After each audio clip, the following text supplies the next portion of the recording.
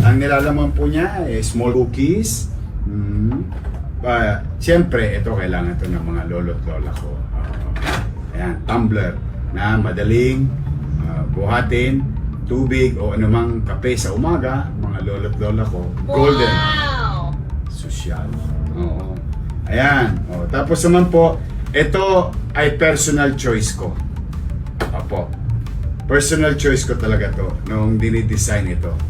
Ito pong maliit na parang wallet, no, na plastic, ay talagang personal choice ko to para sa mga lolo't lola ko, nanay tatay ko na senior citizen.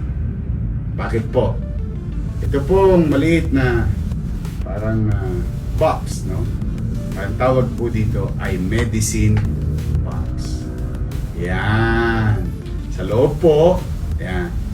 Para yung aking mga lolo't lola, nanay tatay na senior citizen, hindi na nila mamimiss yung kanilang mga maintenance. So pagpunta nyo sa health center, halimbawa binigyan kayo ng mga maintenance, pwede nyo nang ilagay dyan.